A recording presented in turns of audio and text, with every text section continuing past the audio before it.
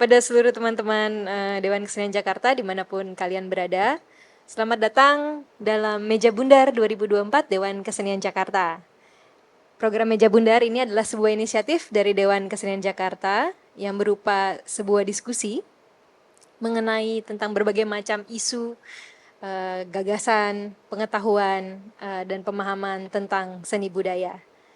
Biasanya setiap tahun kita menghadirkan praktisi seni, akademisi, pengamat budaya, pelaku kesenian, dan tokoh masyarakat.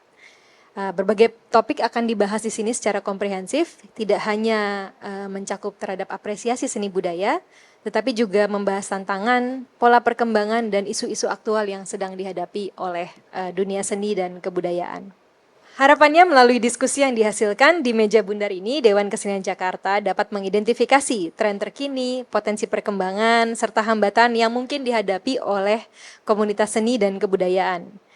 Jadi selain diskusi ini tidak hanya menghasilkan wawasan yang berharga bagi para pembicara dan audiens, diskusi ini juga diharapkan akan memberikan masukan penting bagi Dewan Kesenian Jakarta dalam perannya untuk merumuskan strategi dan kebijakan untuk mendukung dan memajukan seni budaya di Kota Jakarta. Nah, hari ini telah hadir 5 pembicara. Saya senang banyak sekali perempuan. Halo Martin. Saya akan bacakan satu persatu dulu sebelum kita nanti masuk ke tema kita. Yang pertama saya mulai dari Ajeng. Ajeng Nurul Aini, ini kebetulan semuanya teman lama, jadi lebih rileks ya, santai. Ajeng dikenal mengelola Ruang Rupa dari tahun 2011, termasuk salah satu proyek yang cukup penting adalah proyek Seni Perempuan Perupa tahun 2015 dan 2017 yang diinisiasi oleh Komite Seni Rupa Dewan Kesenian Jakarta. Ajeng juga sudah pernah bekerja untuk Jakarta Biennale, dan menjadi co-curator untuk Transaction Sonsbeek 2016 di Arnhem, Belanda, serta menjadi tim artistik untuk Documenta 15 ya, 15 di tahun 2022 di Kassel, Jerman. Bersama Ruang Rupa. Nah, yang kedua ini ada Mbak Swanti. Mbak Swanti saya kenalnya fotografer tapi saya nggak pernah nonton fotonya, belum pernah lihat fotonya. Soalnya lebih banyak menjadi managing director ya Mbak ya, lebih banyak menjadi administrator. Managing director dari Fana Photo Institute dan co-founder dari Jakarta International Photo Festival yang kemudian menjadi International Photo Festival atau masih sama namanya? Masih GFest ya. Yang akan berlangsung nanti ya dalam tahun depan, tapi press conference-nya di minggu depan. Bagian dari program yang diinkubasi di GFest Indonesia. Punten Mbak, boleh pakai mic. Indonesia Photo Fair, bagian dari program GFest yang sudah 2 tahun diinkubasi di GFest dan tahun ini diluncurkan secara mandiri. Oke, jadi teman-teman ditunggu bulan ini Indonesia Photo Fair. Merintis karir fotografi dari tahun 2002. Setelah mengikuti lokakarya yang diselenggarakan oleh World Press Photo Foundation dan IC Imaging Center di Jakarta dan Asia Europe Foundation dan World Press Photo di Amsterdam. Sebagai fotografer, ia memiliki ketertarikan besar pada isu-isu identitas dan keberagaman. Eksplorasi identitasnya dalam bentuk karya foto pernah dipamerkan di sejumlah ajang bergengsi termasuk Norderlich Photo Festival, Jakarta Biennale, Donggang International Photo Festival, dan Lumen Visum di tahun 2018. Nah, berikutnya ini ada Mbak Endah Widyastuti. Saya kenalnya sebagai gitaris. Walaupun belakangan dikenal sebagai vokalis. Ini udah kayaknya dari usia muda ya, udah menjuarai berbagai festival, band, gitar, dan menyandang penghargaan sebagai gitaris terbaik sebelum usia 17 tahun di Festival Bakrevia dan Fender Guitar Festival tahun 99. Juara 1 kalau nggak salah waktu itu ya.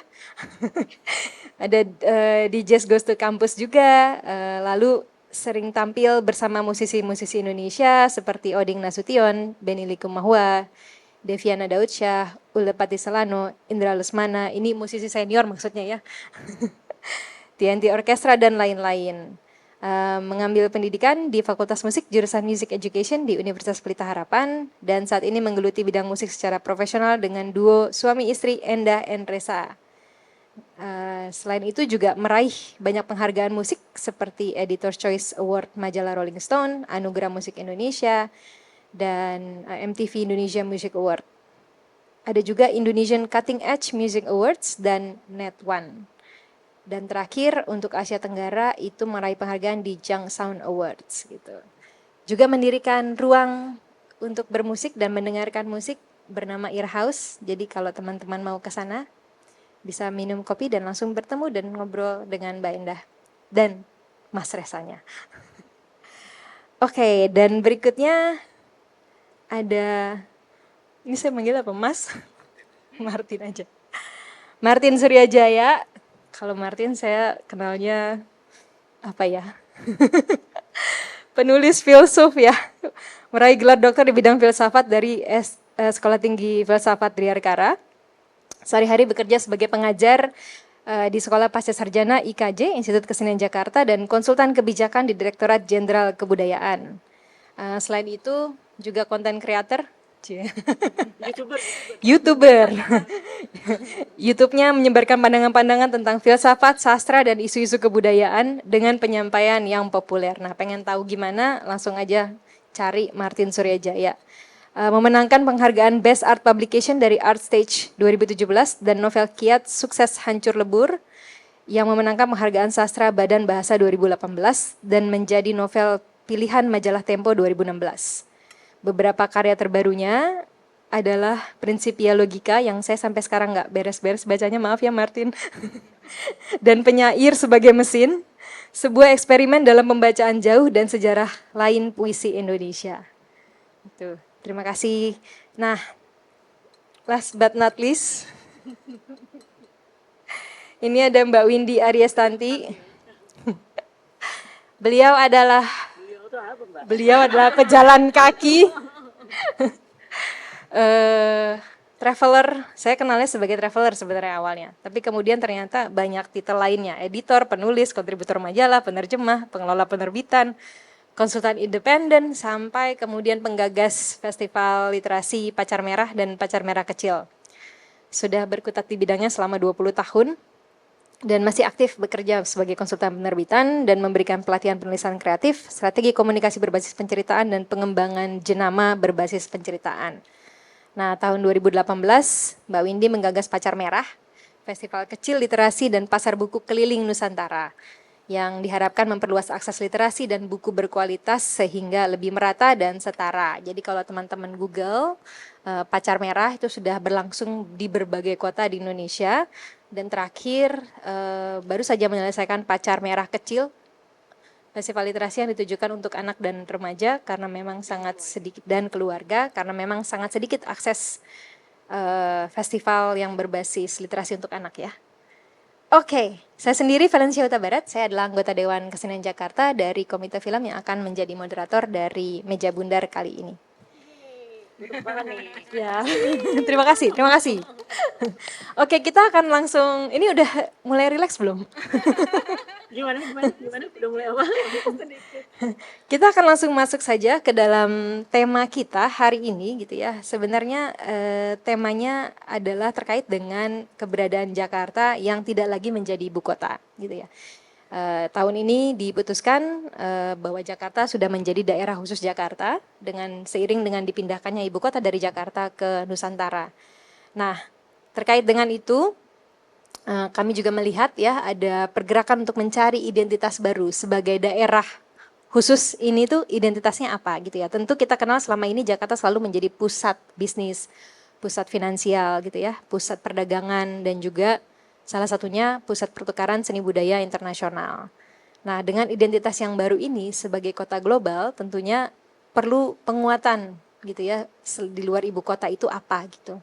Nah, ini secara umum bahasan besarnya seperti itu.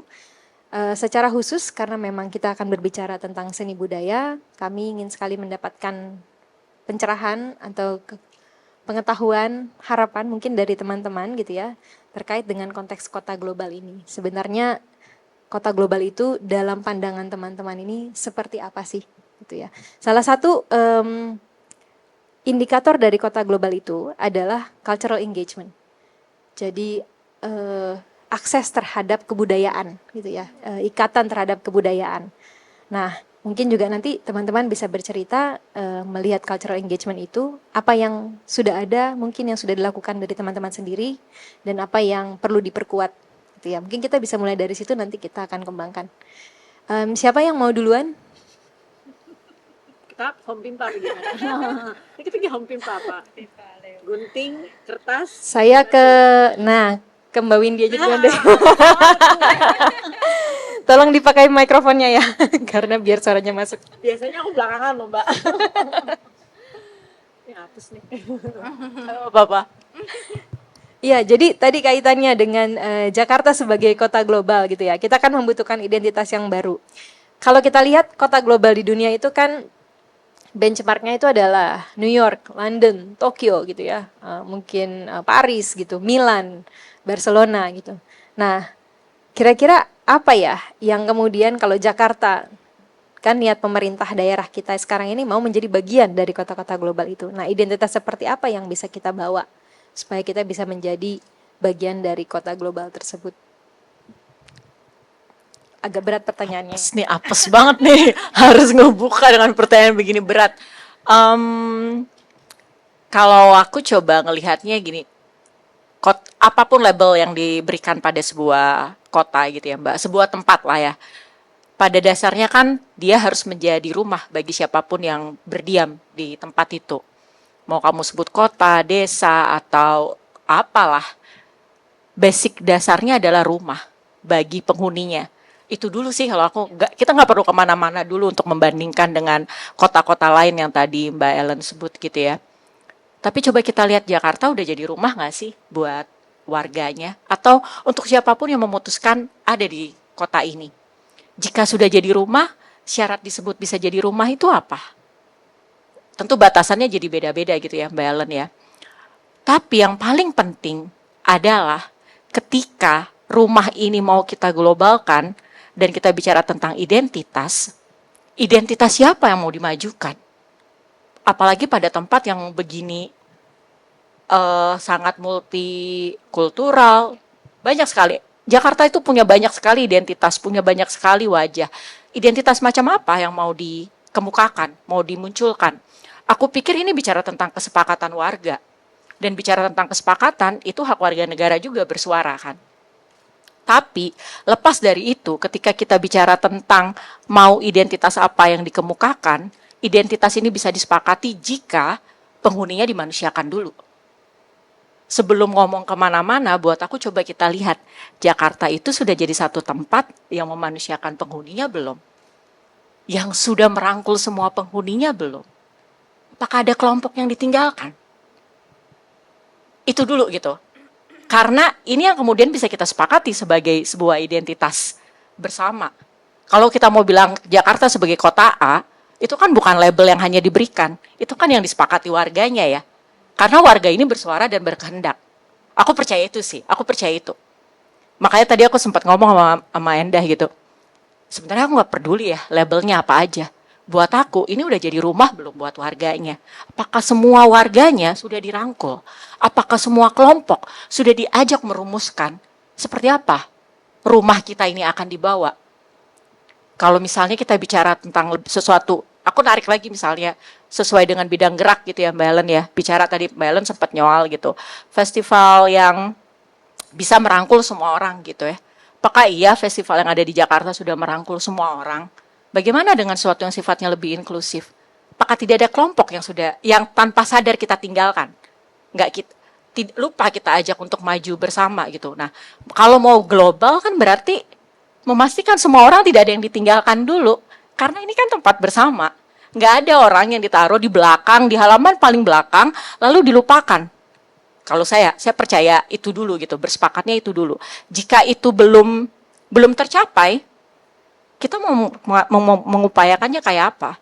Jadi jangan dulu bicara tentang bagaimana kita bisa menemukan identitas agar kita sama dengan sejumlah kota tadi di dunia yang disebutkan. Tapi ini dulu deh, warganya udah bersepakat mau jadi apa enggak. Misalnya kayak Tokyo. Tadi Mbak Ellen sempat nyoal Tokyo. Tokyo adalah salah satu kota yang memang aku sangat suka. Kenapa? Karena nggak ada yang ditinggalkan kok Mbak. Sesederhana di koridor, ketika kamu memberi tanda untuk teman-teman netra lewat, itu masuk akal dan manusiawi. Sementara di Jakarta, maaf sekali saya harus bilang gitu ya, coba kita pergi ke peron-peron KRL atau MRT atau apa, berapa jarak yang diberikan selisih antara kereta, rel, dengan jalur di tepinya, lalu kemudian kita taruh jalur untuk teman-teman buta. Tinggal jatuh masuk ke rel loh itu. Kalau kita lihat ya itu kayaknya yang kuning-kuning itu cuma dianggap dekorasi pedestri trotoar gitu kalau menurut aku. Padahal membangun sesederhana itu juga dulu dong.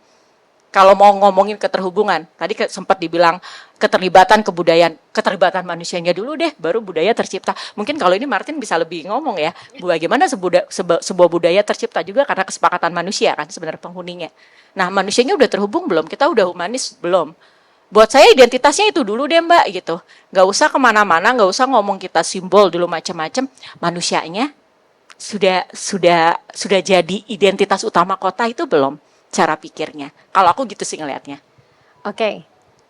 Nggak jadi lebih mudah diskusinya ya. Tapi karena tadi udah disebut ke Martin, mungkin Jadi lempar diatur. silakan Martin gitu. Tadi menanggapi Mbak Windy soal kota yang memanusiakan warganya dan membuat warganya memang menjadi bagian dari kota tersebut.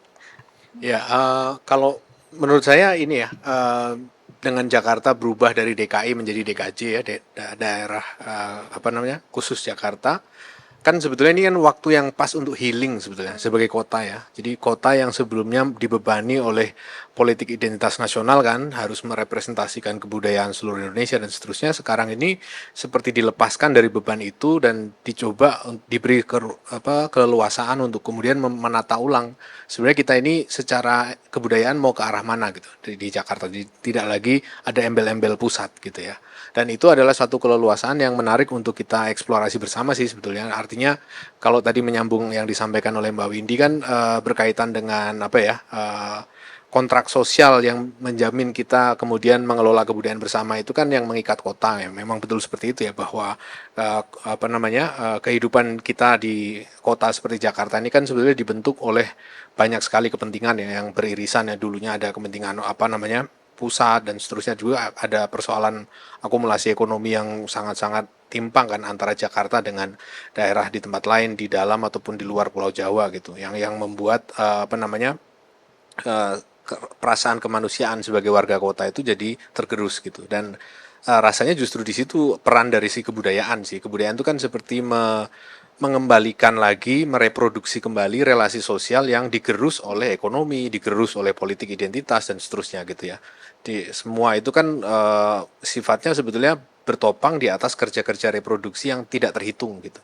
Semua urusan ekonomi, industri, politik nasional itu kan semua bertopang pada sebetulnya jejaring tolong-menolong antar warga, perasaan gotong royong yang sebenarnya dimiliki tanpa harus dislogankan gitu ya. Dan itu yang sebetulnya menjadi modal utama kalau kita ngomong tentang kontrak sosial dalam konteks kota gitu. Jadi sejauh mana sih sektor budaya, seni itu bisa menggulirkan atau menyuntikkan lagi semangat untuk tolong-menolong secara organik gitu ya, yang sifatnya tuh nggak dikomodifikasi, yang nggak diperjualbelikan gitu ya. Sesuatu yang sifatnya kalau di dalam istilah tempo hari di waktu Bu Melani waktu pidato kebudayaan kan disebutnya kamening ya, atau yang disebut sama teman-teman Ruru pelumbungan ya, melumbungkan hal-hal yang sebenarnya milik bersama gitu. Relasi sosial kan milik bersama, nggak ada relasi sosial yang milik pribadi kan. Semua orang adalah saling share satu sama lain, sifatnya kan membentuk jaringan sosial kan seperti itu. Dan itu yang harusnya jadi kayak latar belakang atau modal utama kita untuk kemudian membayangkan gimana sih caranya bikin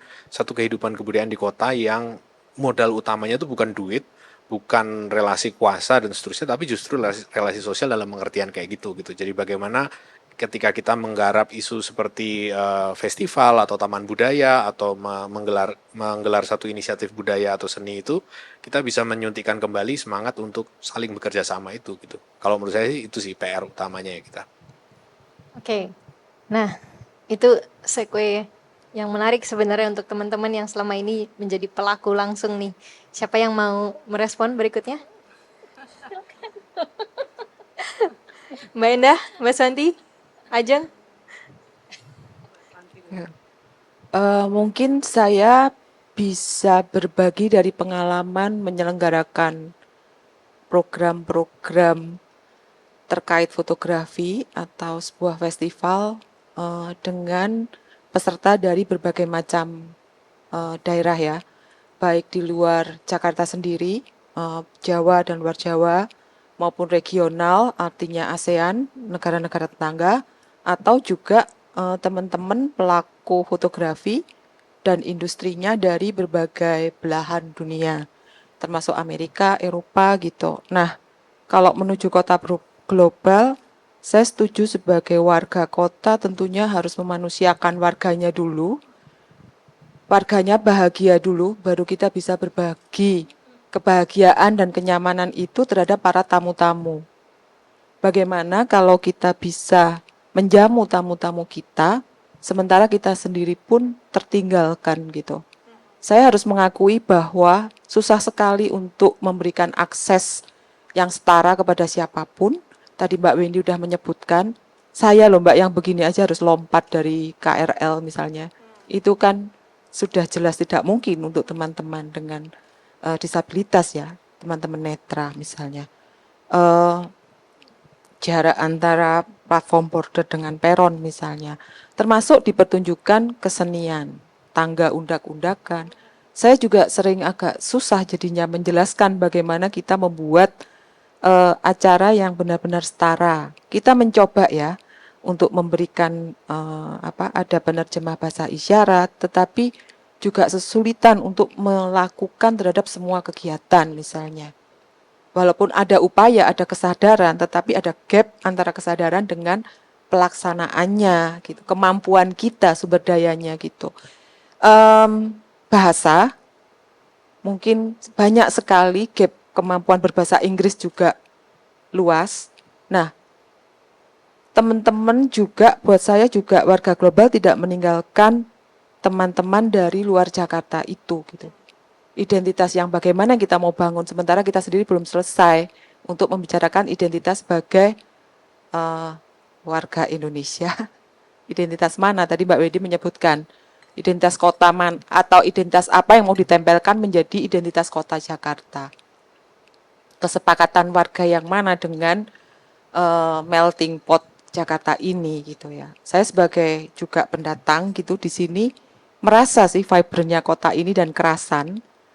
Karena ya terasa memang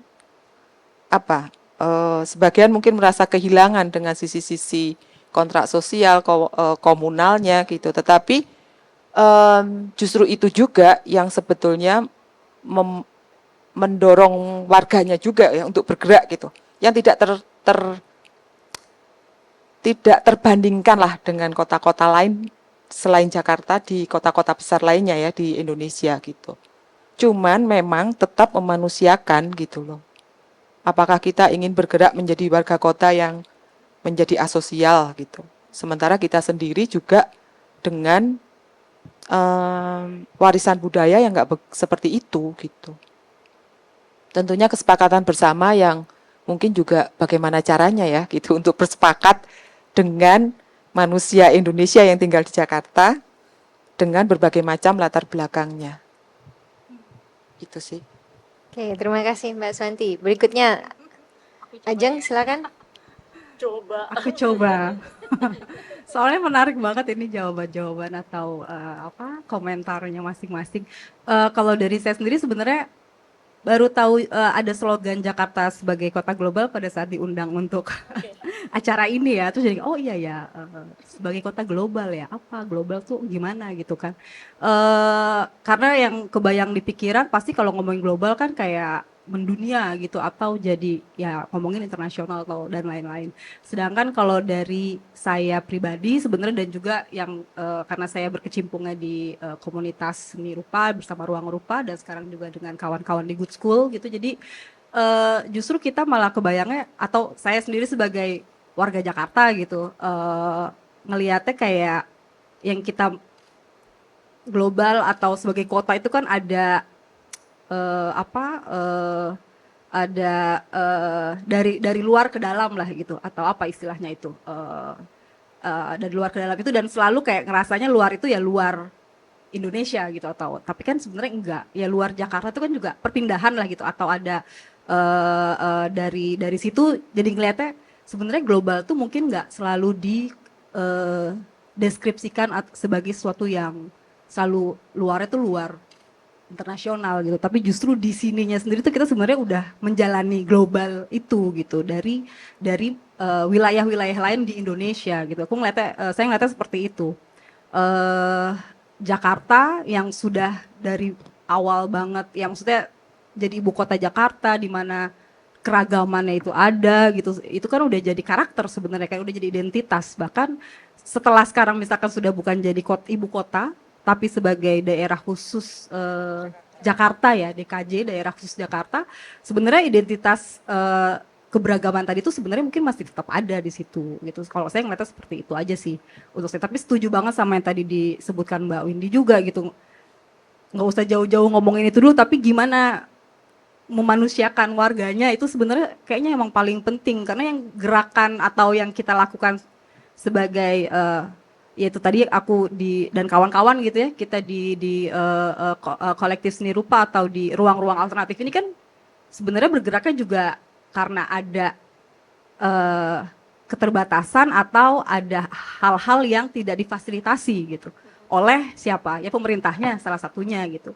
Kita bikin ruang sendiri, kita melakukan apa yang kita anggap ini penting ya kita lakukan sendiri gitu, dan tentunya tetap berjejaring dengan yang lain.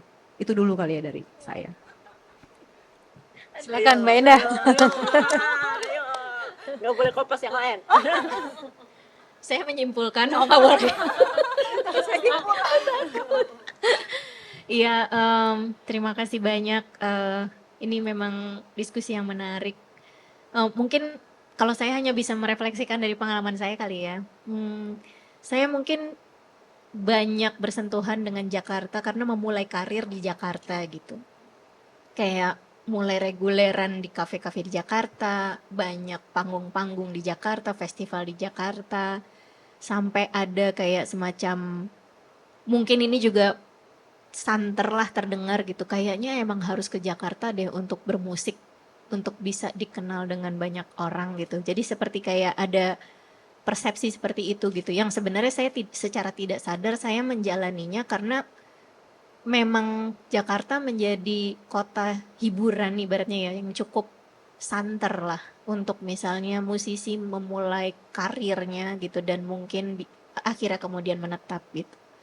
Dan saya nggak tahu apakah ini menjadi sebuah definisi bahwa global, maksudnya Jakarta global itu berarti dia menaungi begitu banyak orang-orang yang datang dan kemudian mereka menyiarkan ibaratnya gitu ya, apa experience yang sudah mereka rasakan di kota ini, kemudian mereka pulang ke rumahnya dan kemudian mungkin entah berkontribusi terhadap apa yang sudah mereka rasakan di kota ini gitu. Dan sebenarnya kan itu yang dikejar ya, impresi kita sebagai Jakarta misalnya gitu, kota yang memanusiakan warganya, yang menemukan identitasnya gitu, dan kemudian memberikan ruang-ruang untuk bertumbuh, dan kemudian juga itu justru malah bisa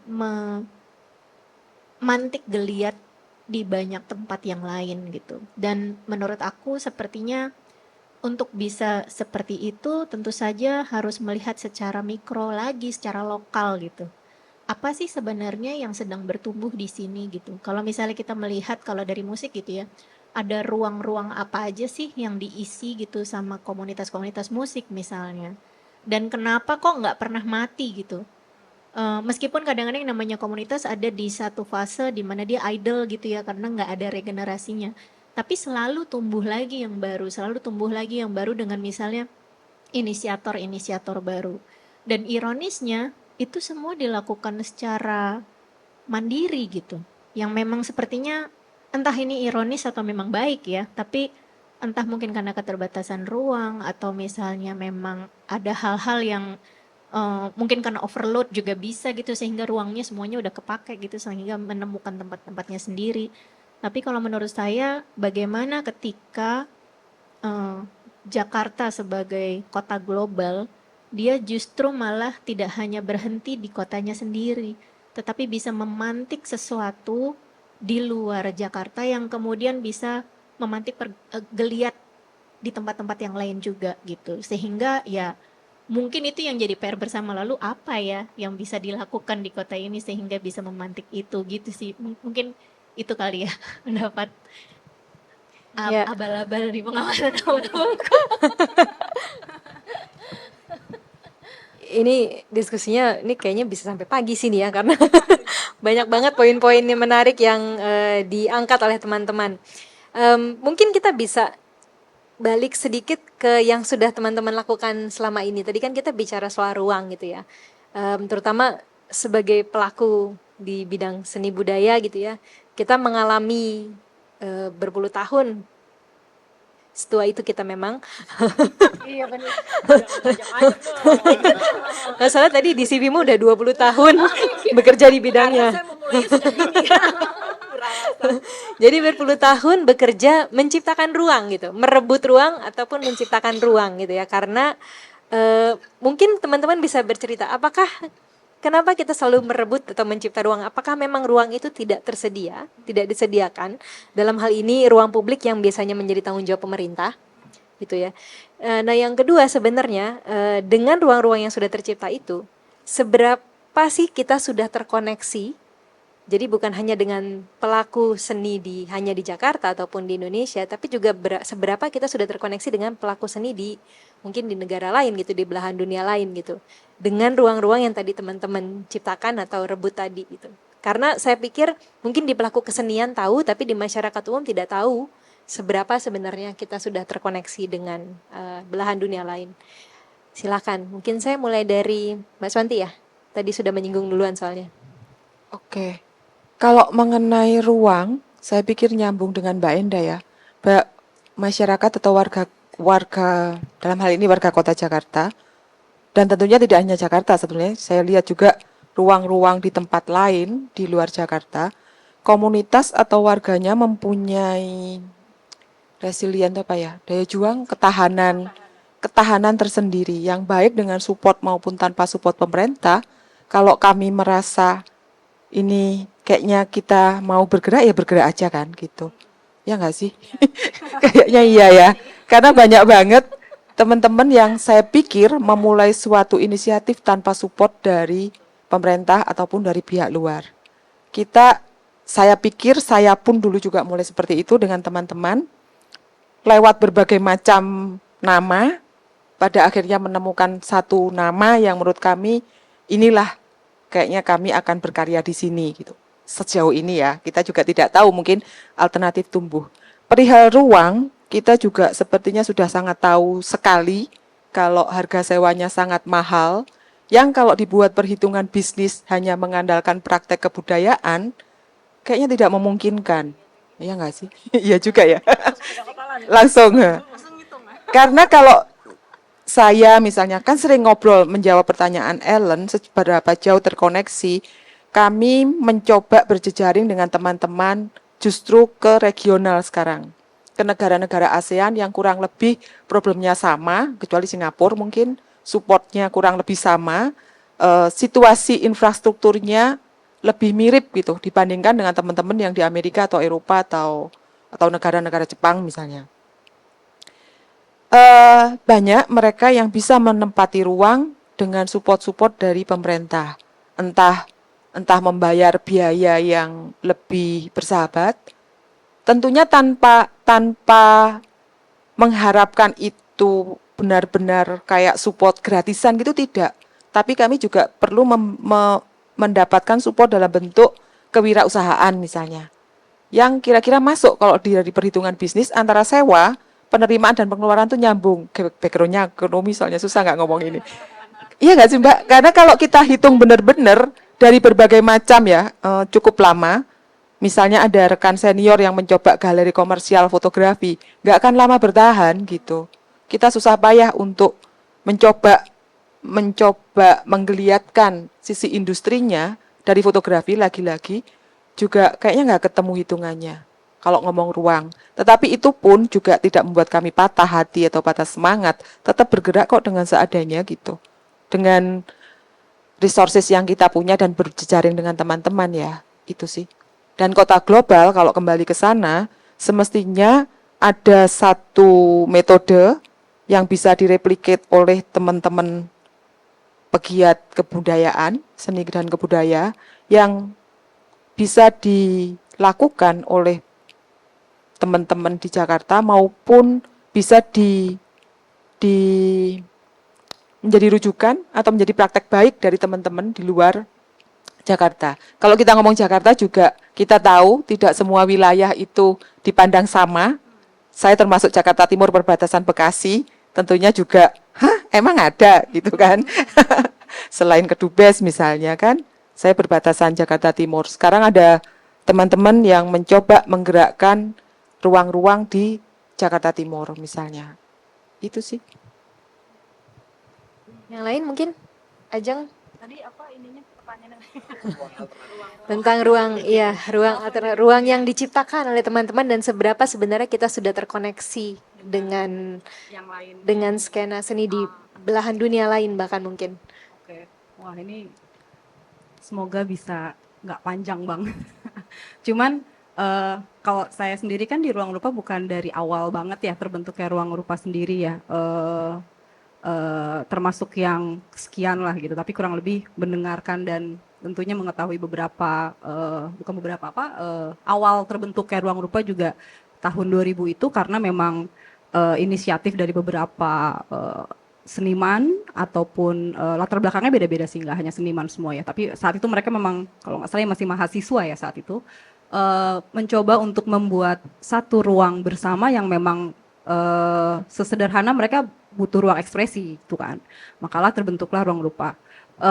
Tapi ini juga menarik karena jadi selalu jadi pembacaan gitu. Setelah sekian tahun, karena Ruang Rupa saat itu bertempat awalnya banget justru malah di rumah teman gitu kan, dari rumah gitu. Rumah lalu berpindah-pindah ke beberapa tempat dan tetap menempati rumah gitu, pemukiman lah. Kenapa? Itu kan jadi pertanyaan juga sebenarnya, kenapa rumah, kenapa enggak kantor, perkantoran mana gitu, atau kenapa nggak di mall gitu mungkin. Jadi pertanyaannya kayak, ya pertama tentunya itu yang terjangkau ya untuk saat itu gitu ya, secara uang sewa dan lain-lain. Akhirnya dipilihlah ya bentuknya mungkin rumah, dan rumah itu lalu dijadikan banyak fungsi gitu, yang tadinya memang ya rumah dengan apa, gambarnya kan ya ruang tamu, kamar, mungkin ada gudang, teras, garasi dan lain-lain, difungsikan menjadi banyak sesuai banyak kegunaannya sesuai sama agendanya teman-teman gitu, atau program lah gitu, yang ruang tamu jadi ruang galeri atau bahkan jadi ruang screening atau ruang diskusi, ruang workshop dan lain-lain. Kamar-kamar dijadikan tempat bekerja, ruang kantor, atau bahkan dijadikan perpustakaan, seperti itu kan. Dan ternyata ini jadi pembacaan juga, waktu itu ada di project Fixer 2010 kalau nggak salah, yang dikuratori oleh Adi Darmawan dan Rifki Goro, itu mencoba membaca perkembangan, waktu itu Ade menyebutnya ruang alternatif dan kelompok seni rupa di Indonesia. Ada 21 kurang lebih yang terlibat, dari teman-teman komunitas yang seni rupa fokusnya, terus diminta untuk apa ya, memberikan gambaran ininya, ruang dan program gitu, dan ternyata memang sebagian besar meninggali rumah gitu, apa menempati rumah gitu, dan di pemukiman, dan itu kan jadi dekat ya sama warga dan tetangga, jadi gimana mereka konteksnya tuh sangat dekat dan lokal banget justru gitu. Begitu juga sebenarnya dengan Ruang Rupa. Kita kan memang konteksnya selalu dekat dengan isu perkotaan gitu. Jadi kurang lebih selalu terus ngikutin perkembangannya tuh. Mau yang ngomongin percepatan mobilitas, apa ya, itu jadi bahan ininya kita lah ya. Ngomongin itu terus juga jadi apa ya, tentunya itu jadi salah satu usaha untuk tetap bisa berjejaring dengan kawan-kawan yang lain di luar Jakarta bahkan, karena ternyata memiliki kesamaan. Itu ngomongin ruang yang kita bikin secara inisiatif sendiri. Belum pada praktek atau program yang kita buat gitu. Karena ya itu tadi, kita mau bikin pameran di mana gitu. Mau di galeri mana, mau ya gitu kan, selalu jadi pertanyaannya seperti itu. Akhirnya oke, salah satunya kita bikin sendiri aja, ruang galeri sendiri, karyanya kita kurasi sendiri gitu kan, atau mau ngundang yang apa, yang pertunjukan ya ayo siapa temennya mungkin bisa dipamerkan atau diselenggarakannya ya, oh mungkin nggak harus terbatas di ruang galeri atau yang sifatnya meruang gitu ya, mungkin ruang itu kan bisa banyak. Itu tadi misalkan ada yang di halte bus gitu untuk kegiatan atau workshopnya, presentasinya di halte bus di Jakarta. Waktu itu ada workshop Jakarta 32 namanya, dia forum mahasiswa Jakarta, workshop ruang publik dan presentasinya di halte, merespon halte bis di Jakarta waktu itu. Itu 2000, ini agak lupa ya, maaf kalau tersalah, 2007 atau 2011 gitu ya. Itu 2008 ya, harus lupa. Terus udah gitu, itu jadi salah satu yang jadi apa ya, pembahasan di ruang rupanya juga sendiri. Selain itu juga ya tadi contoh lainnya lagi dari misalkan saya ngambil Jakarta 32 karena mahasiswa di Jakarta ya nggak terlalu banyak kesempatan untuk memamerkan karyanya lah. Pasti kan kalau yang bisa berpameran di galeri itu kan biasanya ya seniman yang sudah apa ya, istilah established gitu. Yang baru-baru ini ruangnya di mana kan gitu. Makanya kita fokusnya ke seniman muda misalkan gitu. Dan yang menariknya untuk Jakarta 32 kita coba waktu itu pamerannya mengambil tempat di Galeri Nasional. Bukan di yang gedung A, gedung utama, tapi di D ya, itu D apa C ya? Udah mulai lupa lagi. Iya itu, jadi kayak, tapi itu jadi satu, buat kita ngerasanya itu jadi satu langkah ke depan lah gitu, dalam artian kita juga bisa memakai ruang itu gitu, karena itu seharusnya memang nggak diperuntukkan hanya untuk mungkin seniman-seniman yang udah established, tapi ya yang justru sedang ini ya harus dikasih ruang juga, mungkin jadi semacam ada ini loh gitu loh kan, kayak mungkin ini tawaran yang, atau ya ini mungkin bisa dilihat lagi, tapi ya kesininya juga belum ini ya, maksudnya tetap fungsinya masih banyak diperuntukkan untuk seniman yang established. Itu dulu sih paling ya kalau contoh-contoh di ruang rupa sendiri sekarang. Mungkin tadi yang pertanyaan kedua, seberapa sebenarnya kita sudah terhubung baik secara relasi jejaring, karya, pengetahuan yang juga punya pengaruh ya. Jadi tidak hanya kita terhubung dan mengambil pengetahuan dari luar, tapi dari kita yang kemudian juga bisa dipakai atau sudah dijadikan semacam referensi lah oleh orang-orang di luar sana. Di luar sana tuh di luar negeri, di luar kota. Dari pengalamannya Ajeng gimana?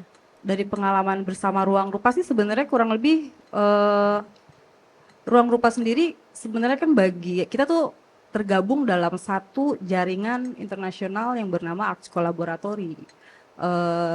Dia tuh jaringannya ada di Southeast Asia, tuh ada ruang rupa, ada kunci di Jogja, terus ada Amerika Latin, terus di Afrika juga ada. Lalu kalau untuk jaringan, maksudnya sebenarnya kan itu balik lagi ke praktik yang dilakukan oleh masing-masing ya gitu. Itu pasti akan terhubung dan ya terbentuk lah gitu ya. Dengan berbagai program yang atau yang ruang rupa coba lakukan, salah satunya pada akhirnya kita di 2015-2016 kita akhirnya mencoba bergabung dengan beberapa kolektif lain di Jakarta ya, ada Serum dan Grafis Suruhara. Sebenarnya itu juga untuk semacam langkah lain yang coba kita, atau istilahnya kayak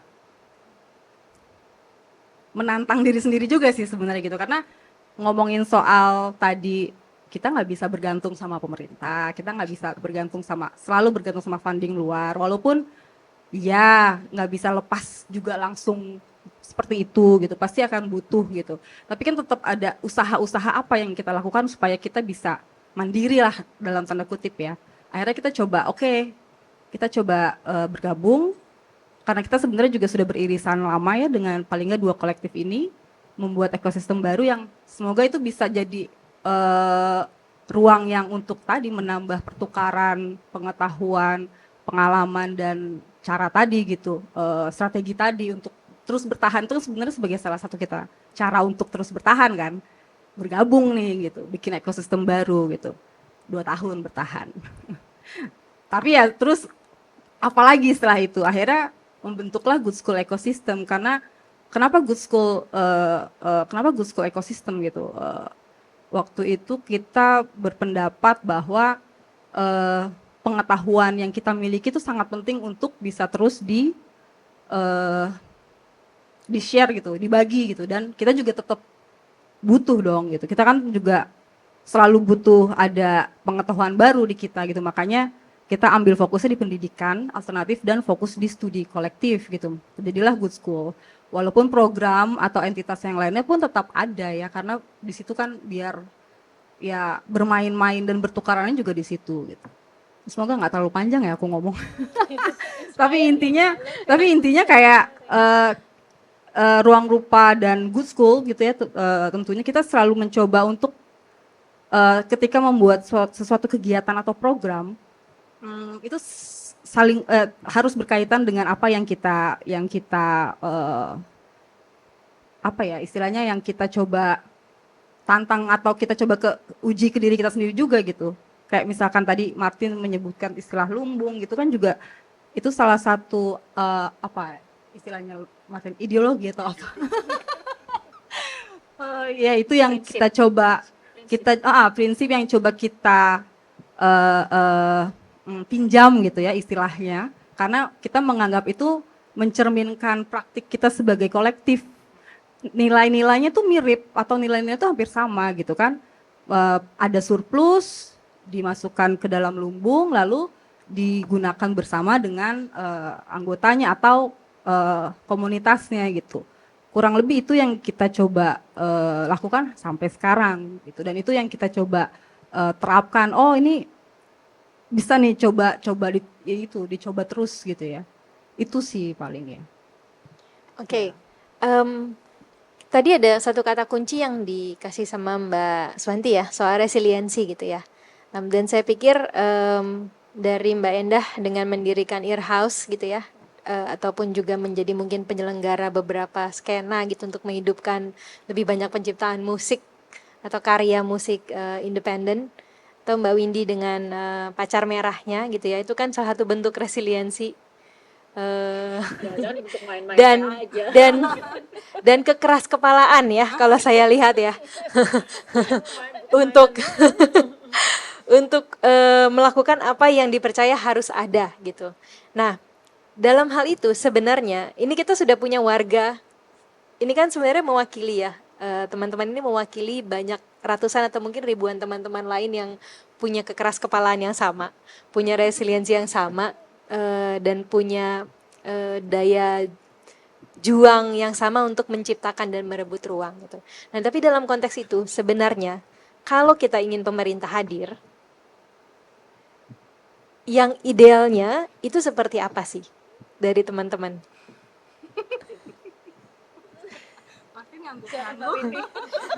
Nah,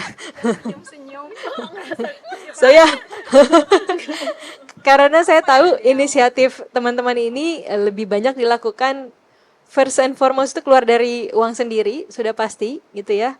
Kedua, mengajak teman-teman yang sepemikiran. Ketiga, ya kalau ada pihak swasta yang mau mendukung gitu ya dan percaya, kemudian didukung gitu. Kayaknya pemerintah tuh kayak last resort ya, Pak, simpanan terakhir gitu untuk mencari dana gitu, walaupun nah itu, jadi kira-kira kalau dari teman-teman gimana? Kaitannya juga dengan sebuah kota ya, karena kalau kita melihat kota-kota yang sangat kuat gitu, seperti yang sudah disebutkan, itu salah satu kekuatan utamanya adalah dari seni budayanya gitu ya. Tadi Mbak Windy sudah menyebutkan Tokyo gitu. Begitu dari mulai kita mendarat, mungkin di bandara begitu masuk kota itu sudah sangat terasa gitu ya. Budaya Jepang yang kemudian terejawantahkan dalam segala macam bentuk interaksi yang kita dapatkan di sana gitu. Nah, Jakarta yang tadi kita masih mencari kesepakatan bersama,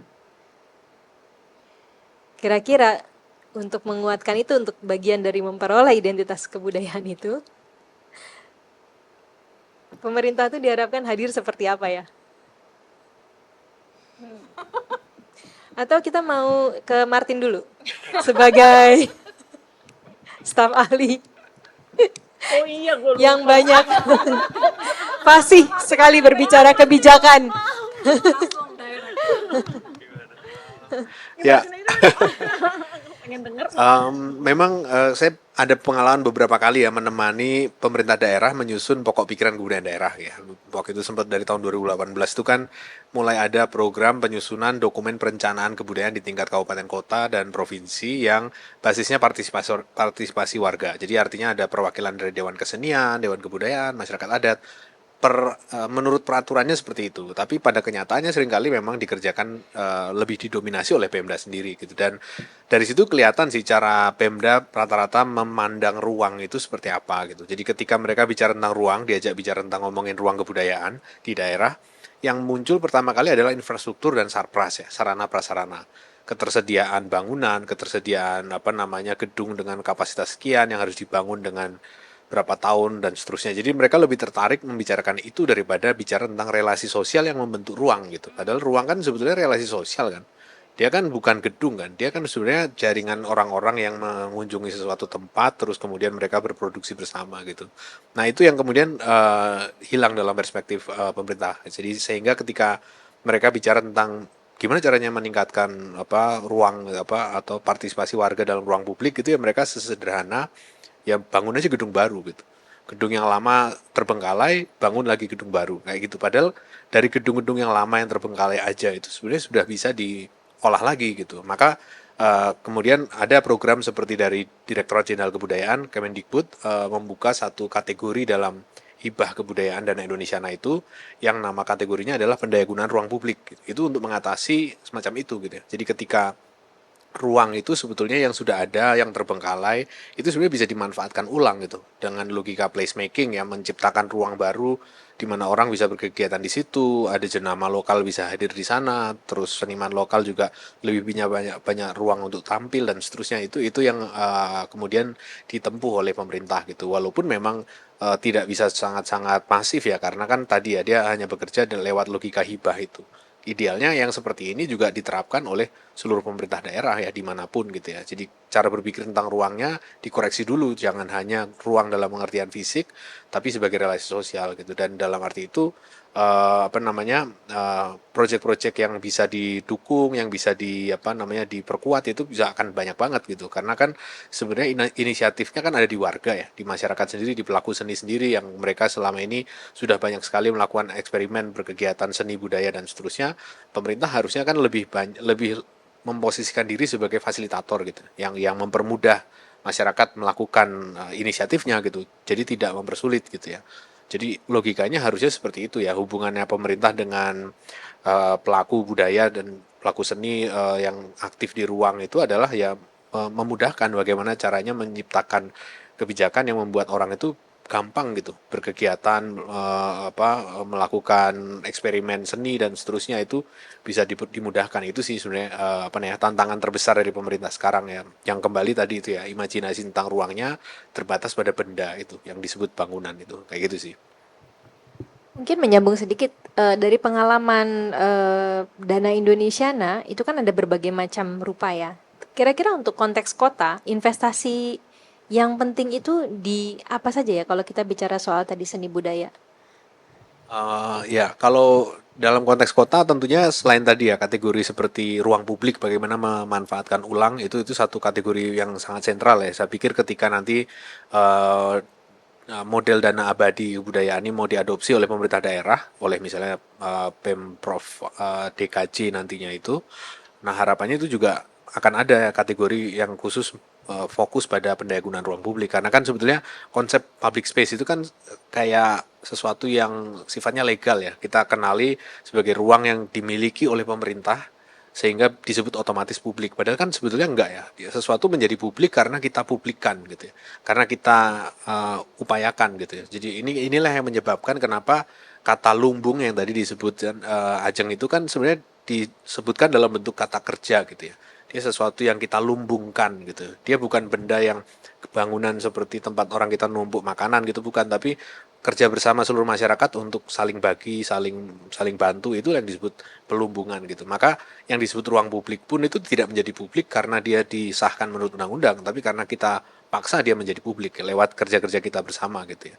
Kita share dan seterusnya. Nah, maka inisiatif untuk memanfaatkan mendayagunakan ruang publik tentunya harus jadi kategori paling penting dari hibah hibah dewan dana abadi kebudayaan provinsi misalnya seperti itu dalam konteks urban gitu. Jadi itu satu, yang pertama tentu adalah itu. Yang kedua juga bagaimana menjamin eksperimentasi seni budaya itu bisa bisa difasilitasi gitu. Itu juga penting ya, karena sebetulnya kan praktik seni, praktik budaya itu kan para seniman, para pelaku budaya itu kan mensubsidi masyarakat ya. Mereka itu kan sebenarnya nggak mendapat keuntungan yang setimpal dengan usaha yang mereka curahkan gitu.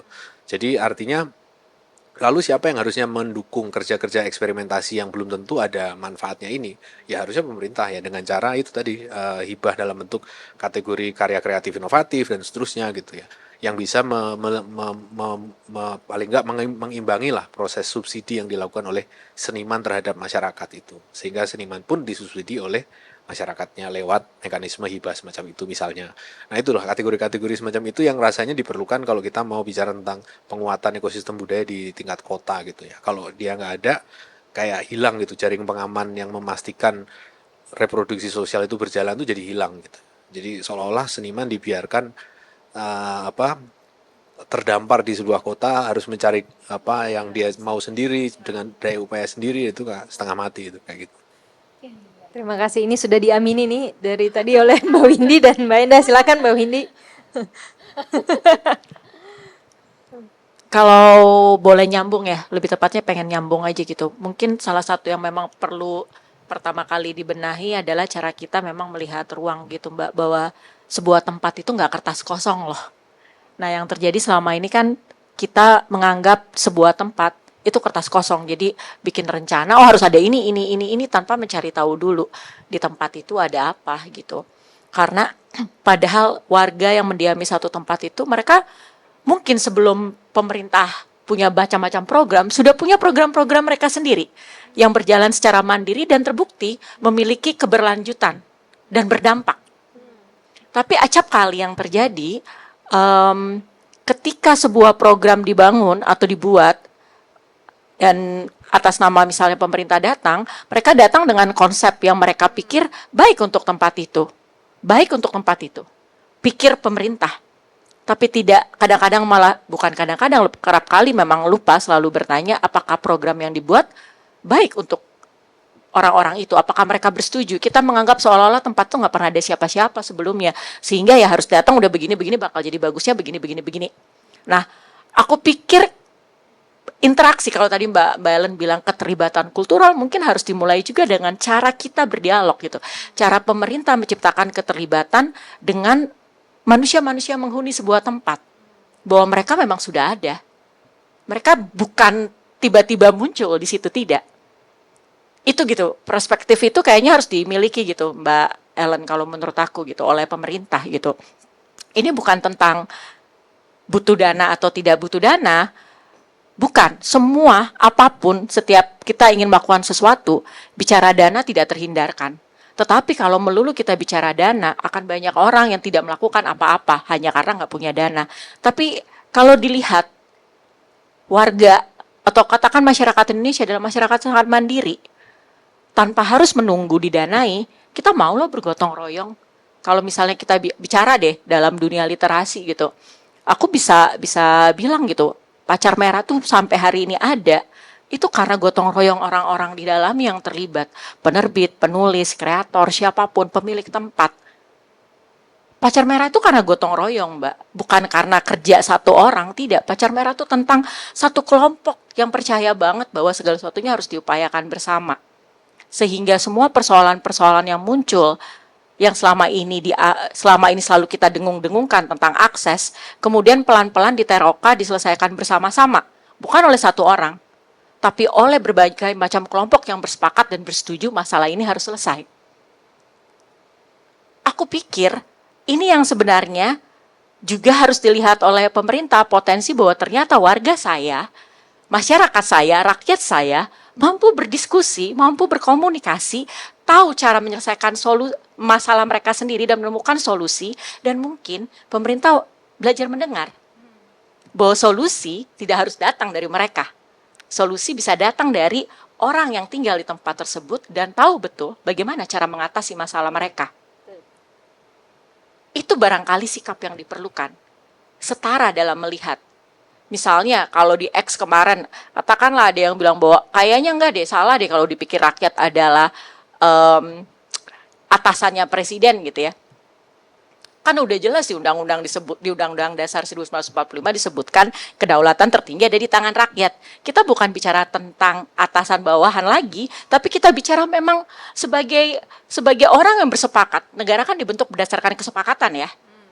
Bahwa kami bersepakat menunjuk presiden untuk memimpin. Menunjuk pemerintah untuk hadir, mengatur. Karena itu ketika ada yang tidak bisa diatur, mari kita bersepakat lagi, nggak apa-apa dong. Demikianlah gitu kan. Jadi kalau memang ternyata ini harus dibicarakan, bicara dong. Mari kita ngobrol, lihat. Jadi kalau aku pikir di situ sih, jangan pernah melihat sebuah tempat sebagai kertas kosong. Dan jangan pernah menganggap bahwa masyarakat atau rakyat tidak tahu solusi terbaik untuk masalah mereka. Mereka punya solusinya, tinggal mau nggak pemerintah yang justru bergotong royong membuktikan bahwa solusi itu bisa kita wujudkan bareng-bareng. Mungkin gitu. Mbak Ina. Dari tadi udah, iya bener. Silakan. Waduh, kalau aku melihat fenomena yang terjadi baik itu di tempatku atau misalnya di tempat teman-teman ya, maksudnya ruang yang dipakai sama para musisi, terutama musisi emerging gitu, untuk tampil atau belajar segala macam. Untuk permasalahan di Jakarta tuh pengeluaran paling besar adalah di sewa tempat. Itu besar banget sehingga disitulah kemudian banyak kegiatan terhenti. Maksudnya dalam arti ruang itu datang dan pergi karena memang mahal banget. Saya mungkin beruntung gitu, saya dan Mas Resa berprofesi sebagai musisi di dunia industri yang komersial gitu ya, pop, dan bisa secara mandiri ibaratnya selama kurang lebih 11 tahun ini membiayai Earhouse gitu. Cuman memang semakin kesini terlihat sekali bahwa nafas tuh nggak tahu kita bisa mengukur sampai seberapa panjang nafasnya gitu, karena memang mahal. Dan tapi kami juga menyadari bahwa tempat ini diperlukan gitu, jadi kayak what to do gitu. Jadi emang selalu, dan kami menyadari bahwa untuk memulai sebuah komunitas kalau nggak ada ruang itu akan sulit gitu. Jadi kalau ada yang bertanya kok bisa sih membangun komunitas misalnya Earhouse atau Earhouse Songwriting Club 10 tahun gitu, kelompok menulis lagu yang ada di Earhouse udah 10 tahun gitu, dan ya karena ada ruangnya. Tapi bisa seberapa lama ruang ini bertahan apabila memang mahal gitu. Dan seperti yang tadi dibilang bahwa jangan melihat ini sebagai kanvas kosong. Saya sebenarnya juga awalnya tidak akan mengirakan selama ini, karena dimulai dengan kita dicari masalah sendiri aja yuk gitu, bikin gitu.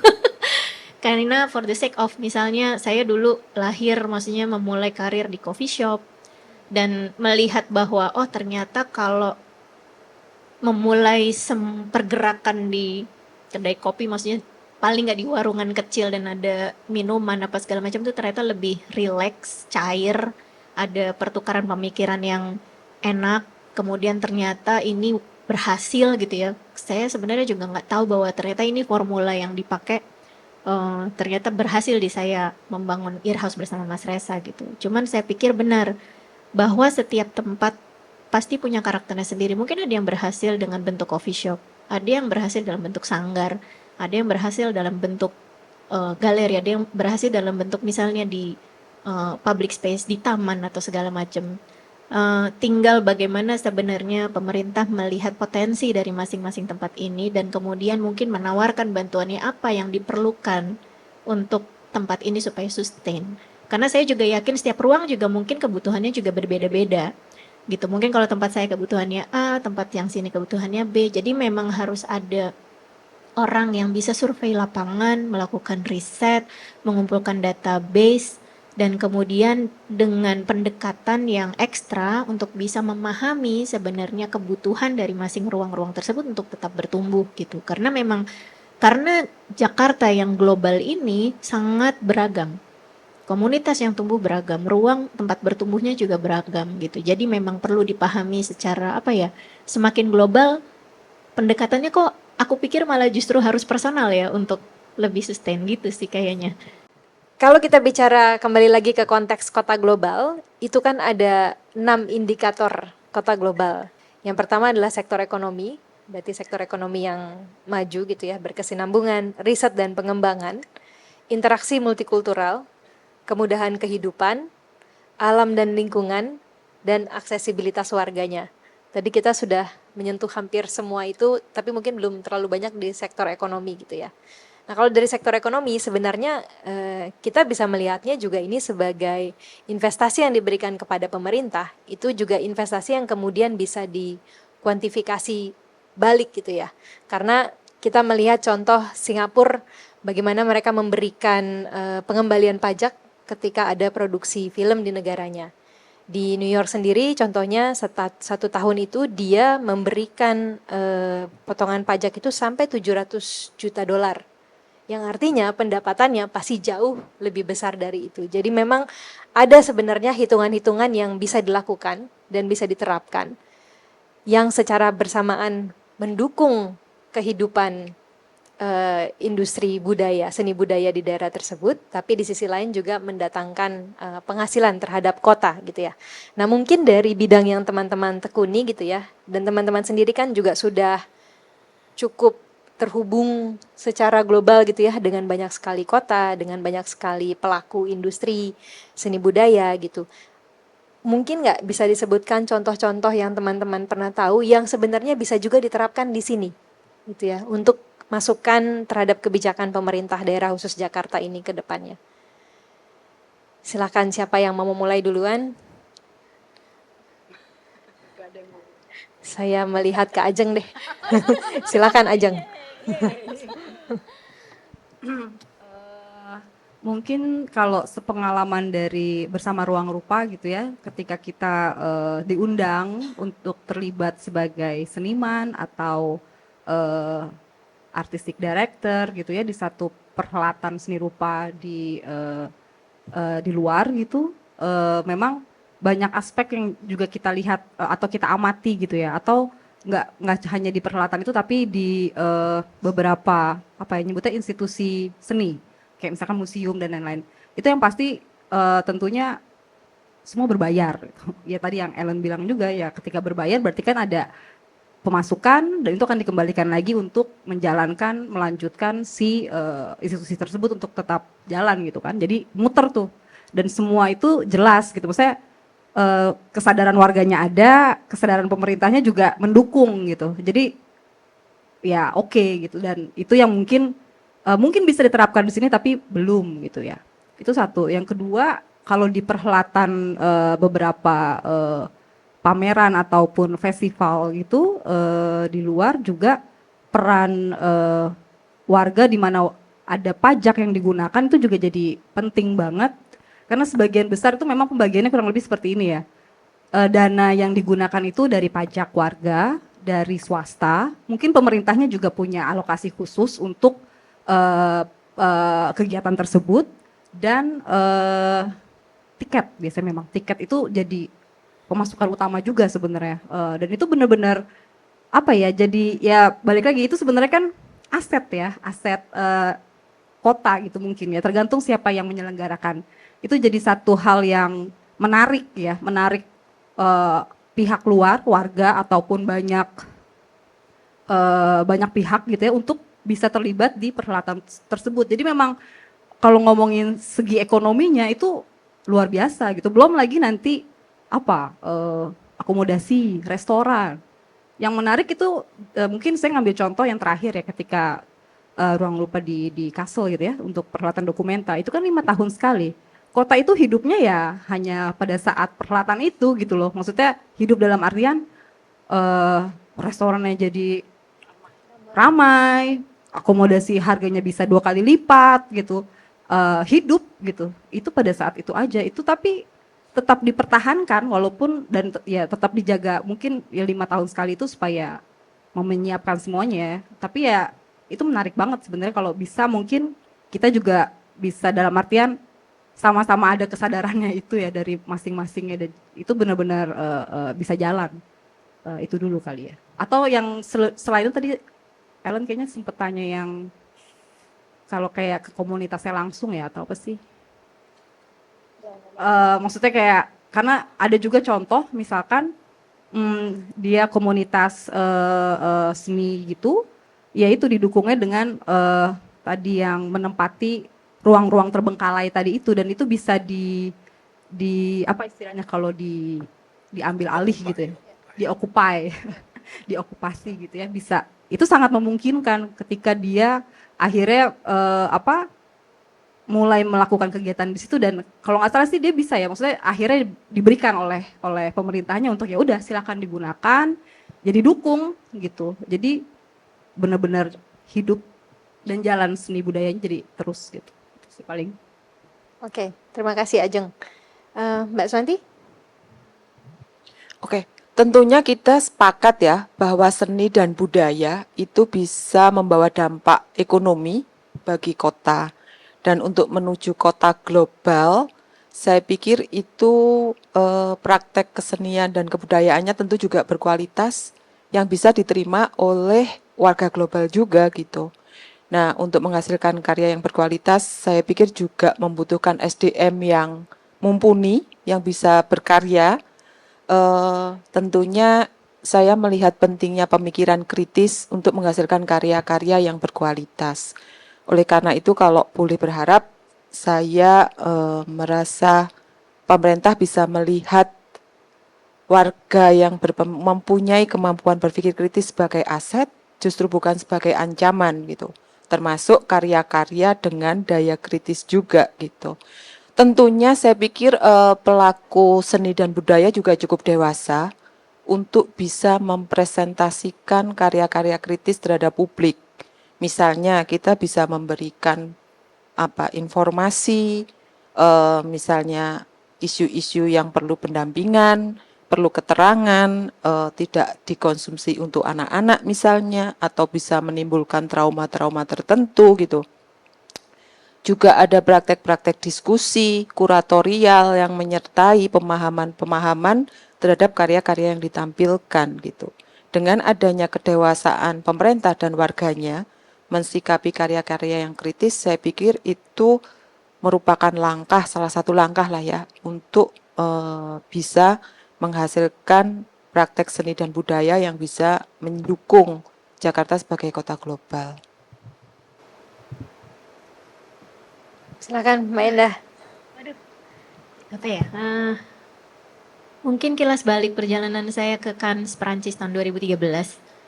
Jadi waktu ke sana, kami kan sebenarnya di sana sekitar 5 hari 4 malam ya kalau nggak salah. Nah, tidak setiap hari tampil, meskipun memang kami akhirnya tampil di panggung utama, tapi ada tampil di kafe-kafe kecilnya. Jadi memang Midem Conference and Festival pada saat itu memang acara tahunan. Saya nggak tahu apakah sekarang masih berlangsung atau tidak, tapi mereka melibatkan tidak hanya di satu center tempat gitu sebagai venue gitu. Meskipun itu memang adalah tempat utamanya, tapi juga melibatkan kafe-kafe di dekat area utama gitu. Yang seru adalah saya sebenarnya juga baru belajar di sana ya. Ternyata saya harus memberikan list lagu apa saja yang dibawakan gitu.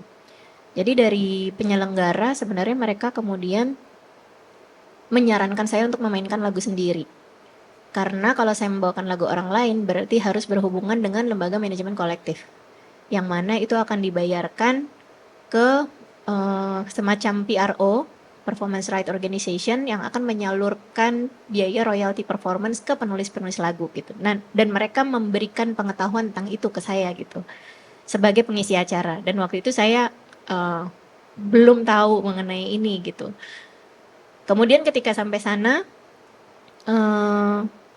saya juga mendapatkan per diem dengan jumlah yang nggak sedikit, maksudnya cukup lah untuk kayak hidup selama 5 hari di sana dengan nggak nombok ibaratnya gitu ya. Meskipun saya berangkat ke sana juga dengan sponsorship dan bantuan dari banyak pihak gitu. Cuman memang mereka bilang bahwa oh ini emang dari pemerintah kami memang mengharuskan kalau ada yang tampil di sini memang harus ada biaya minimal, upah gitu, upah minimal untuk musisi dari luar negeri yang tampil ke sini gitu. Di situ saya merasa tidak ditinggalkan aja sih, kayak oke, saya orang asing gitu datang ke sana dengan impresi yang sangat bagus, tidak ditinggalkan begitu saja gitu. Terus kemudian dikasih sangon ibaratnya ya, maksudnya dalam arti nih dikasih uang makan, tapi terlebih lagi adalah bagaimana penyelenggara dan semuanya itu memahami infrastruktur musik, maksudnya penyelenggaraan yang baik. Secara inklusif melibatkan kafe-kafe yang ada di sekitarnya. Jadi kita selain tidak hanya Hendresa, ada beberapa musisi lain yang juga didistribusikan ke kafe-kafe di sekitarnya, sehingga itu kan juga menjadi daya tarik orang-orang yang sedang di sana dan menggeliatkan ekonomi yang ada di sana gitu ya. Jadi nggak sentris di satu tempat saja gitu, tapi juga di berbagai tempat di sekitarnya. Dan kemudian juga memberikan pemahaman bahwa ada kewajiban pembayaran royalti performance itu yang sebenarnya mungkin saya nggak tahu apakah penyelenggara festival di sini cukup disiplin untuk menyuarakan ini maksudnya membayarkan ini kayak LMK gitu ya, sehingga pencipta lagu mungkin bisa lebih sejahtera gitu dengan sistem yang sudah ada gitu. Tapi itu sepertinya memang dijalankan dengan baik. Dan waktu itu dia juga bilang bahwa kalau misalnya memang membawakan lagu orang, kita izin ya untuk kayak mengambil biaya dari manggungmu gitu. Meskipun sebenarnya itu bukan kewajiban si penyanyi ya, maksudnya bukan kewajiban kami sebagai musisi, tapi karena perjanjian dia dengan perjanjian kami dengan IO ya, karena kan sebenarnya mereka mengharapkan kita membawakan lagu sendiri. Jadi memang ada hal-hal yang esensial yang membuat sebuah kota ini yang kecil kan gitu ya, yang kemudian dia jadi bergeliat gitu, selain mungkin dari fashion dan kemudian dari filmnya gitu, tapi musik juga bisa dihelat di situ menjadi hidup. Kemudian juga bagaimana mereka menjalankan sistem industrinya dengan baik sehingga mungkin jadi secara ekonomi juga semuanya jadi terpenuhi gitu. Kalau menurut saya sepertinya pemahaman masyarakatnya, pemahaman penyelenggaranya terhadap hal-hal itu sudah cukup baik, disiplin, dan kemudian mencoba untuk bisa inklusif melibatkan masyarakat yang ada di sekitar untuk bisa menikmati festivalnya juga gitu sih. Terima kasih Mbak Endah. Ini saya mau nyimpen Martin buat terakhir. Saya mau ke Mbak Windy dulu. Silakan. Kalau aku tuh percaya gitu ya, balance untuk kita membangun sebuah kota global gitu ya, yang punya identitas, pasti dasarnya literasi lah. Tanpa literasi nggak akan ada identitas bisa terumuskan gitu. Dengan literasi kan kita jadi tahu ya sebenarnya tempat ini sejarahnya apa, kayak apa, bagaimana. Jadi masalahnya sekarang bagaimana untuk sebuah kota seperti Jakarta yang memiliki begitu banyak akses, warganya mau menghargai akses itu. Kalau buat aku PR besar tuh, aku spesifik ngomongnya Jakarta ya, nggak akan ngomong yang lain. Kalau ngomong yang lain-lain PR kita banyak banget. Kita bicara Jakarta, yang dianggap orang semua akses tuh ada di sini Mbak. Semua akses literasi, akses ekonomi, akses semua ada di sini, akses politik dan segala macam. Tapi bagaimana membuat warganya yang berlimpah akses ini peduli dan mau bersikap. Tidak tumbuh menjadi warga yang apatis. Itu buat aku itu dulu gitu. Literasi punya peran di situ gitu kan sebenarnya. Nah, salah satu yang utama kan berarti menghargai akses-akses tersebut. Ketika akses-akses ini sudah ada, bagaimana warga memanfaatkannya? Pemerintah harusnya mengambil peran membuat warga mau bisa memanfaatkan akses yang dipunya, termasuk menghargainya. Festival ada banyak di Jakarta, mau festival literasi, mau festival film, mau festival musik, festival buku, apapun, gak kurang-kurang. Ketika kita berlimpah akses, kadang-kadang kita tidak menghargai akses kan. Ini nih yang terjadi tuh di Jakarta tuh justru itu gitu. Dan kita tidak memikirkan untuk membuka akses itu buat yang lain karena kita merasa kita mudah sekali mendapatkannya.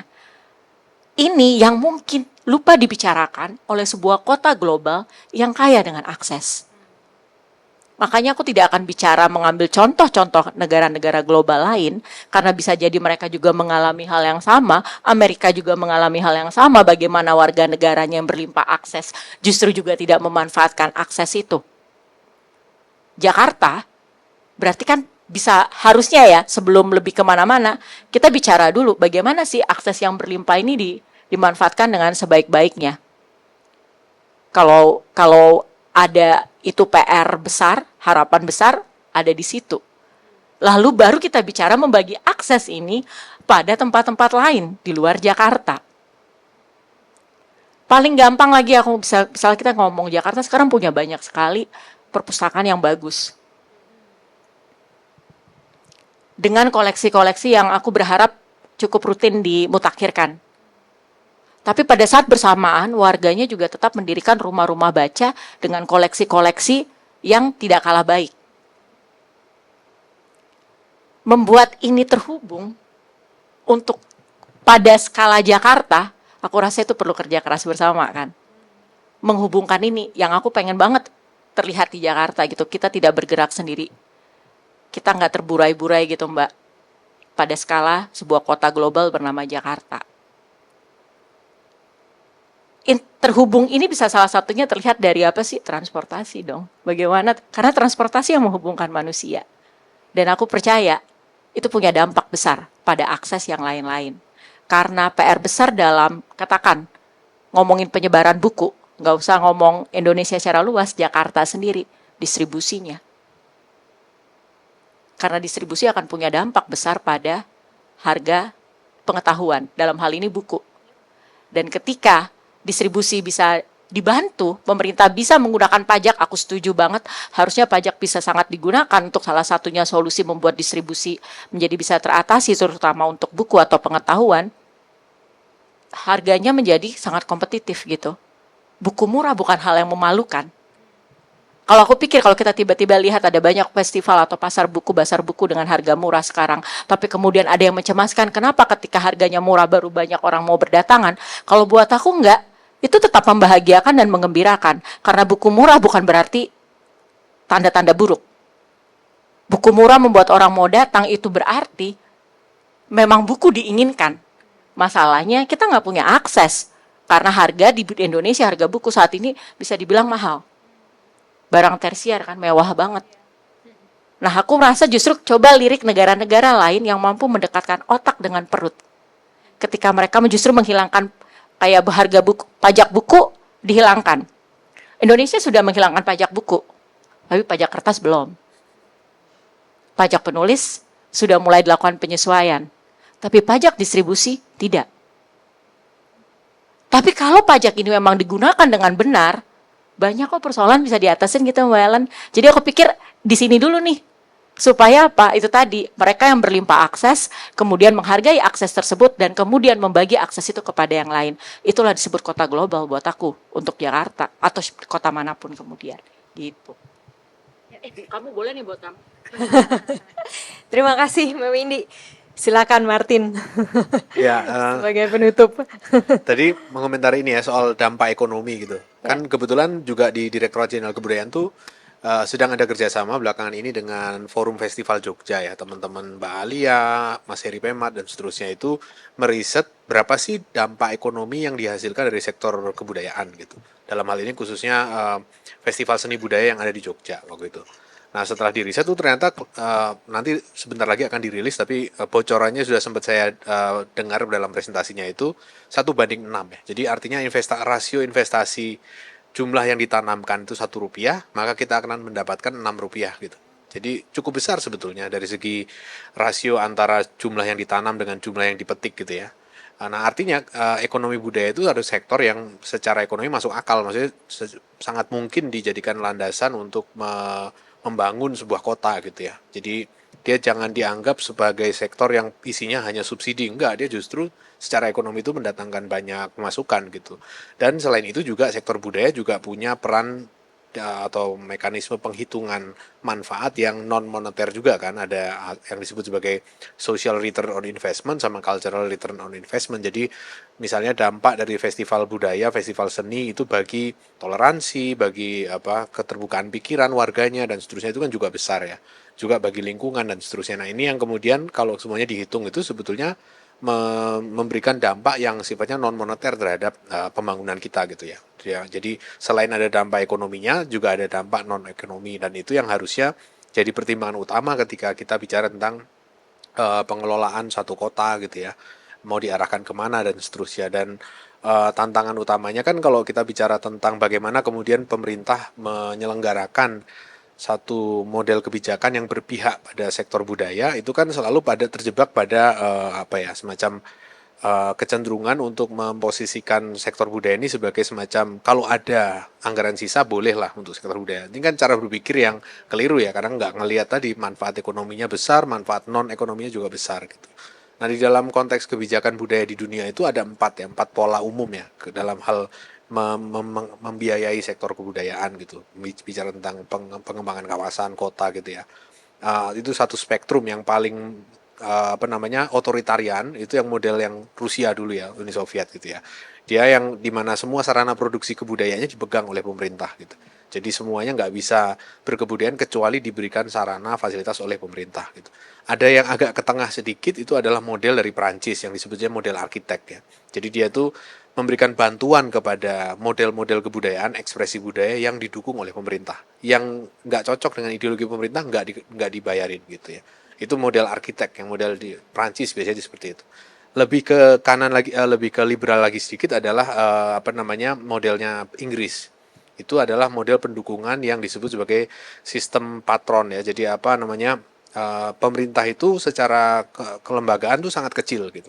Dari segi Kementerian Kebudayaan misalnya itu sangat-sangat kecil, tetapi dia anggarannya langsung ditransfer ke dewan-dewan kesenian. Jadi dewan keseniannya yang digedein, di berbagai macam cabang seni dibuka dewan kesenian, jadi disebutnya tuh at arm's length, jadi pada suatu jarak terhadap kementeriannya. Jadi bukan kementeriannya yang gede menentukan semuanya, tapi justru dewan-dewan kesenian, komunitas itu yang justru duitnya dilarikan langsung ke sana gitu ya. Jadi yang karena asumsinya adalah yang paham caranya ngurus kebudayaan ya pelakunya ya, bukan pemerintah gitu. Nah, ini adalah model yang di Inggris. Yang lebih liberal lagi tentunya ada Amerika yang dengan model dana National Endowment for the Arts, itu yang betul-betul nggak ada preferensi apapun. Jadi dana itulah yang bisa semua orang bebas berkompetisi untuk mendapatkan akses pendanaan dari dana abadi itu gitu ya. Nah, kita yang dilakukan oleh pemerintah pusat itu sebetulnya adalah berusaha untuk mengemulasi antara model Prancis atau Inggris itu. Jadi di antara itu, bergerak di antara itu gitu. Jadi sebisa mungkin memberikan ruang bagi pelaku budaya, pelaku seni untuk bisa memutuskan sendiri apa yang memang cocok untuk dikerjakan dan seterusnya. Jadi lebih ke pendanaan yang model seperti itu, walaupun di banyak daerah praktek yang terjadi masih yang model otoritarian tadi ya, yang model Uni Soviet yang pertama. Jadi seolah-olah keseluruhan sarana produksi seni itu dipegang oleh pemerintah, pemerintahnya menjadi kurator sekalian ya, pejabatnya itu menentukan acara ini yang bagus, acara ini jelek dan seterusnya. Dan jadi mengaburkan logika perencanaan dengan logika kuratorial yang harusnya dibedakan kan, harus dipilah jadi dua gitu, tapi menjadi satu gitu. Nah, itu yang jadi kendala ya. Jadi ketika kita mau bicara tentang bagaimana Jakarta nantinya sebagai kota global yang basisnya seni budaya, ya mestinya kita dari segi kebijakan publiknya mesti digeser itu paradigmanya, bukan dari paradigma yang cenderung otoritarian, yang pejabat merangkap sebagai kurator gitu ya, tapi lebih ke arah fasilitator tadi gitu ya. Jadi lebih ke bagaimana memberikan ruang justru dan juga kapasitas anggaran lebih besar kepada si komunitasnya sendiri gitu, bukan pemerintah gitu. Kayak gitu sih kalau dari saya. Oke, terima kasih. Jadi itu di akhir seni budaya itu bukan hanya sebagai cost ya, bukan hanya sebagai pengeluaran, tapi juga sebenarnya sebagai income, dan itu dua hal yang memang tidak terpisahkan gitu. Cuma memang cara penghitungannya yang mesti kita sepakati bersama. Nah, kalau dari apa yang sudah kita diskusikan pada malam hari ini, saya tuh menyimpulkan sebenarnya sebagai sebuah daerah khusus Jakarta gitu ya. Jakarta ini sudah memiliki beberapa aset yang tadi sudah disebutkan sama teman-teman.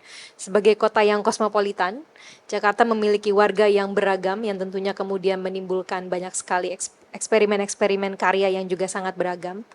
Warganya sangat tinggi resiliensinya gitu ya. Kalau kita lihat dari teman-teman yang ada di sini terus bergerak puluhan tahun melakukan apa yang mereka percaya dan juga memiliki inisiatif yang sangat tinggi gitu ya. Dan inisiatif-inisiatif ini dengan dan tanpa dukungan pemerintah juga telah berhasil melampaui bukan hanya di kota tapi juga melampaui masuk ke ruang-ruang di tingkatan nasional dan tingkatan internasional gitu. Aset yang kedua adalah sebenarnya komunitas seni budaya dan beragam acara seni budaya yang banyak sekali jumlahnya sebenarnya. Kita belum pernah melakukan penghitungan secara resmi, mungkin ini salah satu masukan kepada pemerintah kota gitu ya untuk mulai mendata sebenarnya ada inisiatif seperti apa saja. Kalaupun mau nanti didata seperti apa melalui sudut pandang ekonomi itu juga bisa dilakukan. Dan contohnya nanti sudah ada dan bisa diambil dari teman yang sudah dilakukan oleh teman-teman di Jogja gitu ya. Dan komunitas seni budaya yang banyak sekali ini yang juga menciptakan ruang di kota ini gitu ya. Ruang-ruang yang mungkin tadinya tidak terpakai ataupun tidak ada, kemudian menjadi ada dan menjadi teraktivasi gitu dari komunitas seni budaya yang ada. Lalu kemudian dari Mbak Windy tadi ya, salah satu aset yang paling penting adalah sebenarnya kemudahan akses. Dan memang kita rasakan mungkin teman-teman yang juga datang dari kota lain masuk ke kemudian menjadi penduduk kota Jakarta sudah merasakan kemudahan akses terhadap ekonomi, politik, bahkan kekuasaan gitu ya. Nah, kalau begitu kira-kira apa yang bisa dilakukan gitu. Dan ini juga sudah tadi dibagikan oleh teman-teman. Satu yang paling penting adalah ketika kita berbicara mengenai peran pemerintah, diperlukan adanya ruang dialog yang setara gitu ya. Jadi saling mendengarkan karena tadi seperti Martin juga bilang gitu, yang mengerti dan yang menghadapi kesehariannya adalah pelaku-pelaku seni budaya. Pemerintah bisa menjadi fasilitator dan menemukan data-data itu dengan berbicara dalam satu dialog yang setara dengan para pelaku seni budaya. Lalu riset yang lebih jauh mengenai apa yang sudah ada. Jadi kalau tadi istilahnya Mbak Windy, kita bukan kertas kosong. Kita ini sudah buku yang dituliskan gitu ya. Sudah beratusan bab mungkin yang sudah ditulis. Itu dulu dilihat dan dibaca untuk kemudian diketahui apalagi yang mesti dituliskan berikutnya. Lalu peningkatan literasi untuk warga ya. Ini mungkin caranya bisa berbagai macam untuk pertama untuk bisa menghargai akses gitu. Dalam artian memang saya pikir apa yang teman-teman juga sudah lakukan di sini ketika memiliki akses, tahu bahwa ada akses itu juga sudah dimanfaatkan gitu ya. Dan mendorong warga untuk bisa memanfaatkan akses yang ada. Dan peran pemerintah di sini sebenarnya lebih kepada memberitahu bahwa kami punya loh fasilitas-fasilitas ini. Kalau di Jakarta kan sekarang ruang yang khusus untuk seni budaya, misalnya kita punya ruang-ruang BUMN gitu ya, misalnya contoh Pusat Film Nasional gitu di Jakarta Timur. Lalu kita punya PPSB, Pusat Pengembangan Seni Budaya gitu di setiap kota madya. Itu juga biasanya karena informasinya belum terlalu banyak gitu ya, jadi yang memakai baru yang tahu saja. Jadi memang literasi warga untuk bisa tahu apa saja yang bisa dimanfaatkan di kota ini itu menjadi penting. Hal berikutnya adalah keterhubungan antara inisiatif warga yang sudah ada dan berlangsung dengan inisiatif dari pemerintah. Kita ketahui banyak sekali festival plat merah gitu ya istilahnya gitu ya, yang sebenarnya secara pendanaan mungkin cukup baik, secara ruang juga cukup baik, tapi secara kurasi seringkali berantakan gitu. Padahal kalau dia terhubung dengan inisiatif warga, itu bisa saling menghasilkan satu festival yang bisa dikurasi dengan baik. Dan terakhir kaitannya dengan investasi ekonomi ini yang sudah diangkat juga oleh Ajeng adalah penggunaan pajak. Jadi keberpihakan atas penggunaan pajak itu untuk mendukung inisiatif seni budaya, juga untuk dalam rangka membuka akses yang lebih lebar kepada warganya gitu ya. Jadi memang kita tidak bisa bicara sebuah kota menjadi kota global kalau warganya tidak mendapatkan akses terhadap apapun yang memang harusnya bisa diakses. Saya rasa demikian. Terima kasih kepada Li- kepada 5 pembicara narasumber kita malam ini, Mbak Ajeng, Mbak Suwanti, Mbak Endah, Mas Martin, Mbak Windy. Terima kasih banyak untuk pemikirannya. Mungkin nanti dari Dewan Kesenian Jakarta bisa merangkumkan ini dan menjadi bagian dari hal-hal yang akan diusulkan kepada pemerintah baru daerah khusus Jakarta. Gitu ya. Saya Valencia dari Dewan Kesenian Jakarta. Silahkan untuk mengetahui lebih banyak kegiatan-kegiatan yang dilakukan oleh Dewan Kesenian Jakarta bisa mengikuti Instagram kami di @jakartscouncil.